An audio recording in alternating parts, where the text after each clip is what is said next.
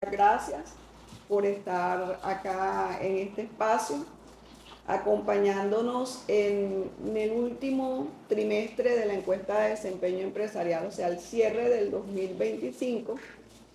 Y en ese cierre del 2025, los resultados, a través del análisis de los distintos indicadores fundamentales, nos arrojan que la actividad productiva marcó el 2025 con una desaceleración. Ya cuando vemos el comportamiento del avance de los meses del presente año, podemos validarlo con algunas cifras.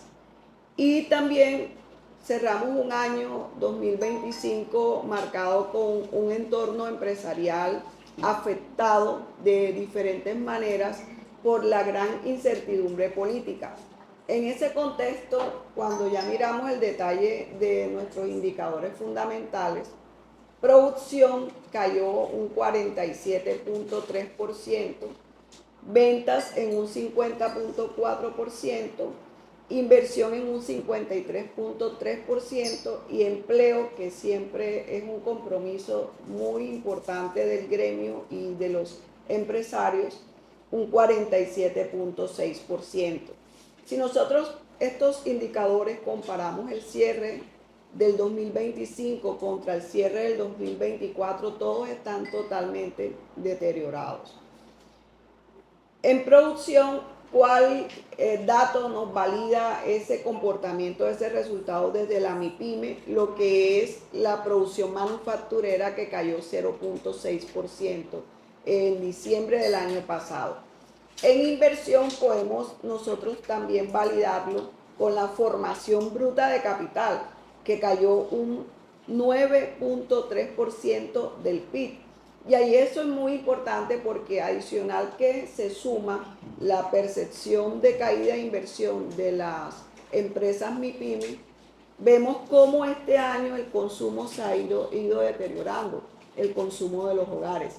Pero cuando nosotros vemos también las inversiones del gobierno, también vemos cómo se han ido deteriorando poco a poco, porque hoy no tenemos como Estado las capacidades suficientes para cumplir con un plan de desarrollo, y por eso el presidente nos asusta permanentemente y nos señala como culpables al decir que como no se le han autorizado otras reformas tributarias para tapar el hueco fiscal que existe, por eso él se ve agobiado y está utilizando un elemento que no es utilizar, yo creo que es abusar, que son los decretos de emergencia que permanentemente está emitiendo.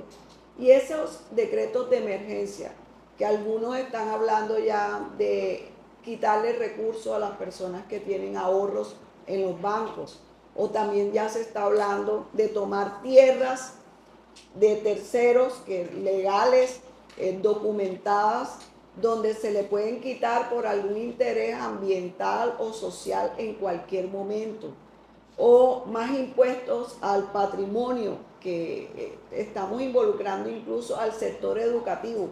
Se están metiendo con sectores que jamás se habían involucrado.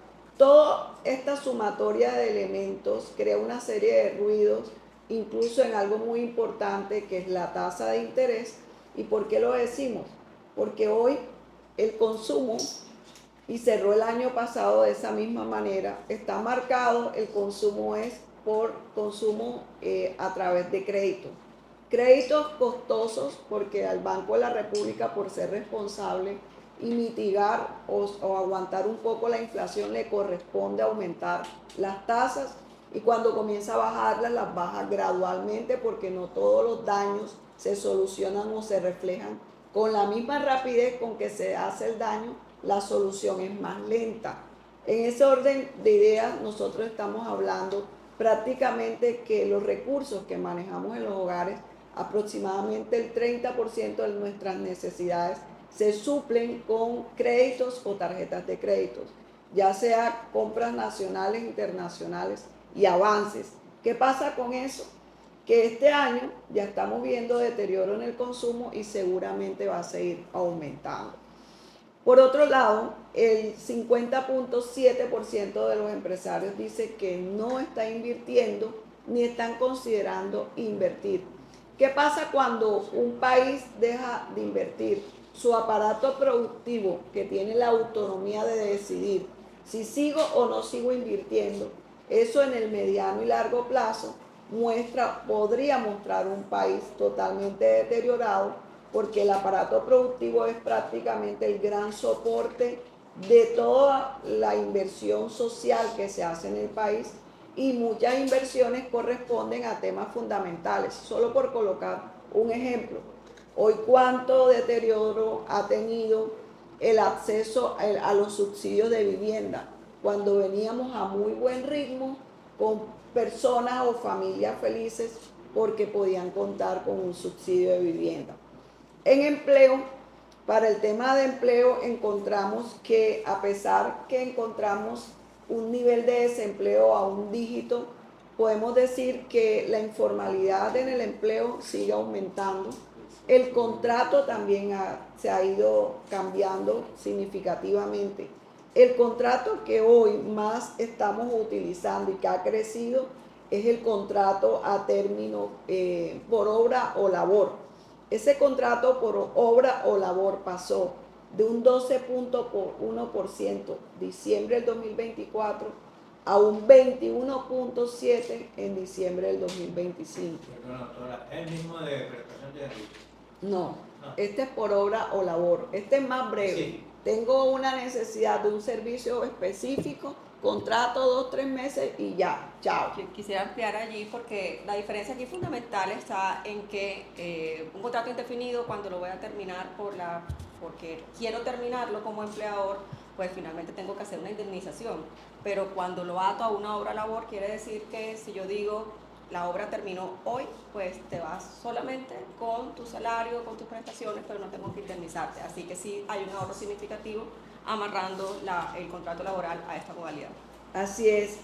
La doctora Laura Carrasquilla, que omitía en el saludo la presentación, ella es docente investigadora y es asesora en Derecho Empresarial de la Universidad de la Costa de la CUT, que nos está acompañando para reforzar algunos de los resultados que nos dio la encuesta de desempeño.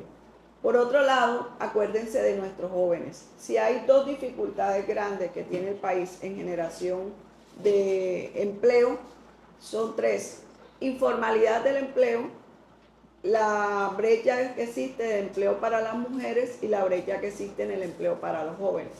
Entonces, al convertirse en un contrato de aprendizaje en las condiciones que existían antes, a un contrato igualito en las mismas condiciones, a un contrato laboral, ya estamos viendo los resultados. El contrato de aprendiz o pasantes pasó de un 4.8 que veníamos de contratación a un 2.4%, prácticamente la mitad de los aprendices dejamos de vincularlos al interior de las empresas. ¿Qué ha pasado? Se estarán preguntando ustedes. ¿El empresario está omitiendo una norma? No, no lo está omitiendo, está utilizando otro elemento que le permite la norma, que es la cuota de monetización. Está pagando. Cuando ustedes se ponen a mirar en dinero, monetizar sale un poquito más costoso. Pero ¿qué está dejando o qué lleva a que el empresario tome esa decisión? Que no tiene riesgos. Si es un aprendiz que puede quedar en embarazo, si es mujer, ya no se complica la vida por una licencia de maternidad, etcétera. Y después una estabilidad reforzada por lactancia, la etapa de lactancia. Si ustedes miran al interior de las organizaciones, nuestros aprendices prácticamente tenemos que colocarle un experto en el tema que le acompañe el proceso. Por eso desde el Observatorio Nacional de la MIPYME insistimos, la naturaleza propia del contrato de aprendiz y la filosofía con la que se creó es complementar la educación en un aula o en unos laboratorios complementarla en el sector real, lo que vive el día a día del sector, el sector empresarial. O sea que ahí estamos perdiendo mucha oportunidad para nuestra juventud, porque incluso parte de esos aprendices, una vez terminado el contrato de aprendizaje, quedaban vinculados a la empresa como normal, como otro trabajador más. Por otro lado, nosotros podemos decir que hoy estamos teniendo un modelo económico débil que manda muchas señales, y una de las señales que a nosotros también nos preocupa es cómo hoy está incidiendo el tema de la seguridad ciudadana y el tema de la corrupción en el desempeño empresarial. Entonces ahí le cedo la palabra a la doctora Laura Carrasquillo. Bueno, estamos viendo los resultados de esta encuesta reflejan a un empresario que se está viendo la necesidad de ser mucho más cauteloso, que está viendo que hay muchos factores, y acaban de mencionar dos de los factores más importantes, en particular el qué esperamos, porque ¿qué es un riesgo? Un riesgo es la posibilidad de que se materialice un hecho y que cause un perjuicio, o que la condición en la que estoy hoy desmejore mañana. Y hemos visto que en estos últimos años las condiciones han ido cambiando de una manera muy rápida, y ha sido una fluctuación en temas importantes, en temas determinantes para el desempeño de cualquier empresa. Entonces, el empresario está decidiendo, ¿es momento de invertir o es momento de ser cauteloso? Soy cauteloso. ¿Es momento de arriesgarme a crecer o es momento de más bien retroceder, ver cómo reorganizo mis recursos?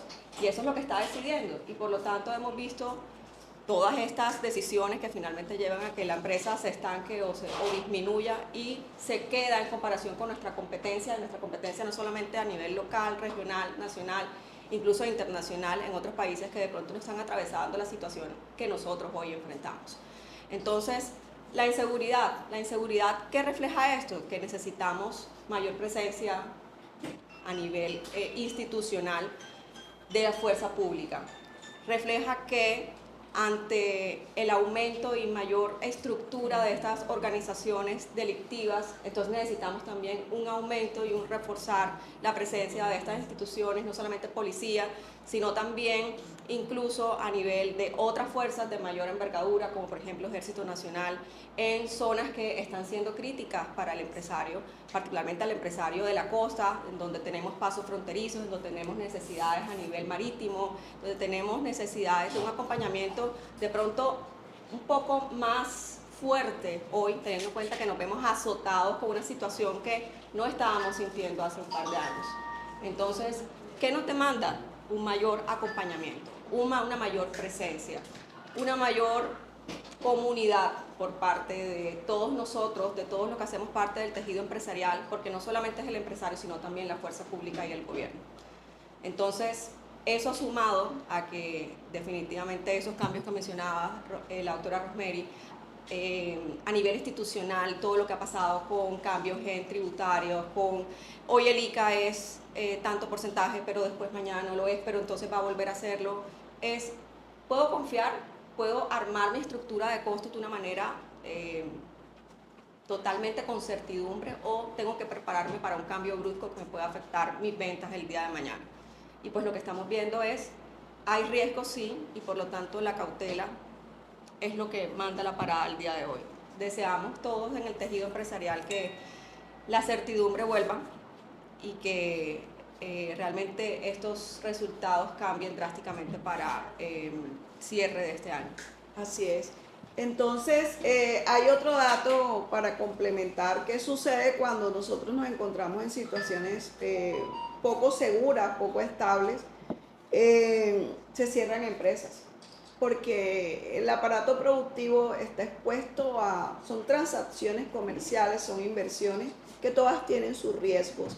Y hoy hay un dato muy importante en la superintendencia financiera, que si bien refleja sobre todo las situaciones de las grandes y las medianas, debemos tenerlo como parámetro. El año pasado a la ley de insolvencia, o la 1116, se acogieron 555 empresas, Y eso no quiere decir que han cerrado, se acogieron a la ley de insolvencia, pero adicional liquidaron 391 empresas. Quiere decir que si nosotros miramos del año pasado, 4 años hacia atrás, esa liquidación de empresas creció un promedio del 160% según datos de Super Sociedades. Cuando vemos nosotros el registro de mercantil, cámaras de comercio, estamos hablando de que hay una depuración por no renovación de un 23.9% aproximadamente. Si nosotros lo vemos como tejido empresarial, estaríamos hablando aproximadamente de unas 50.000 empresas, calculando unas más, unas menos, de micro, pequeñas y medianas empresas que no hacen renovación según la ley lo estipula, y las cámaras de comercio tienen que aplicar una ley que le permite ya la depuración como tal. Y de esas, ¿quiénes son las que más se depuran o caen en esa depuración? Precisamente las más débiles, las micros y las pequeñas empresas. Entonces, como para cerrar, bueno, de parte nuestra, pero abiertos a preguntas, nosotros hoy tenemos un modelo económico que está debilitándose y que hay que fortalecerlo. Y las señales son contundentes. Tenemos un decrecimiento de la inversión y sobre todo en la MIPYME. Ese decrecimiento también se refleja en algunas decisiones que ese dato hay que buscarlo. ¿Cuántos empresarios hoy están sacando parte de su patrimonio del país? Que eso a mediano plazo es un daño irreversible, por llamarlo de la mejor manera. Hay una desaceleración productiva, todos los datos oficiales y esta encuesta lo demuestran. Hay un empleo informal creciente, a pesar de los esfuerzos que ha hecho el presidente por contratar por obra o prestaciones de servicios. Eso no es un empleo estructural estable. Hay un consumo que se está deteriorando porque gran dependencia del consumo viene por crédito y no por ingresos directos por la labor el servicio laboral o empresarial que yo desarrollo. Y hay una baja inclusión de las MIPYMES en el mundo internacional, que eso también es otra debilidad. Y con estas guerras que estamos observando, que creemos que no nos afecta, sí nos afectan desafortunadamente, va a ser más complejo tomar decisiones de internacionalización, pero la buena noticia es que hay que tomarlas si queremos mantener una estructura empresarial un poco más estable.